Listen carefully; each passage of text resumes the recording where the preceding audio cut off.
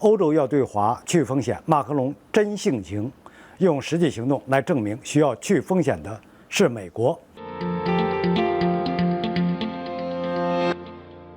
各位朋友，大家好，我是严树军，欢迎收看严树军论评。今天我们论评的主题是经济军事双管齐下，马克龙要对美去风险。自从冯德莱恩提出对华去风险这个话术后，西方就渐渐接受了用这个词儿来代替脱钩。这当然不是什么好词儿，但不能否认的是，最近那些欧洲政客越来越频繁地用这个词来描绘跟中国的关系。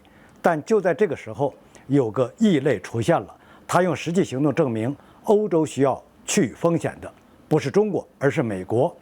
这个异类就是法国总统马克龙。马克龙为推行对美去风险都做了哪些事儿呢？两个方向，一个是经济，一个是军事。经济方面，其实马克龙在访华之后就说过，要让欧洲摆脱对美元的依赖，用我们的话来说就是去美元化。但是后来马克龙一直没有推出具体的政策，有些人不耐烦了，说马克龙是不是唬人玩呢？其实这不怪马克龙，因为去美元化是个大工程，中国搞了这么多年，这才拿出点成绩。法国本来就是西方圈子里的国家，哪有这么容易？不过现在马克龙等来了自己的机会，金砖国家领导人峰会。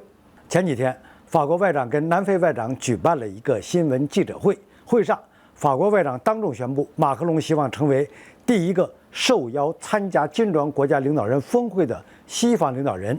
南非外长随后也暗示，马克龙参会并非不可能，拉马福萨马上就会跟马克龙商讨这事儿。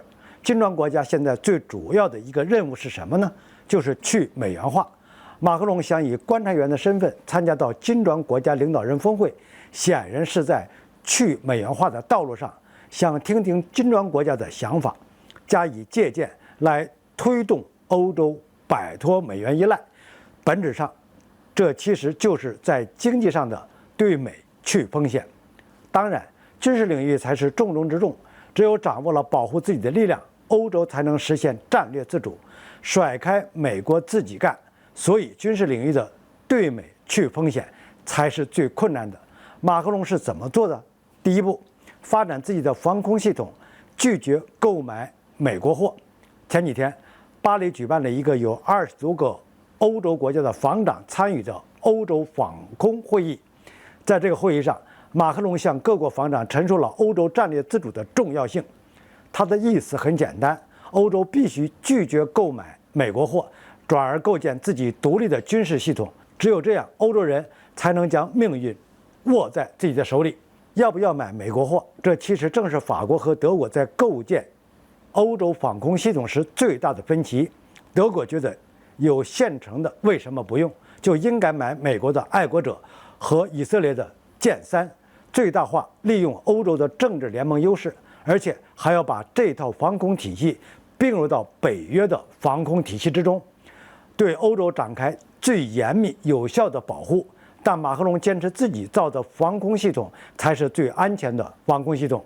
防空的事件关系到整个欧洲的切身安全，绝不能交到欧洲之外的国家手中，即便这个国家是美国。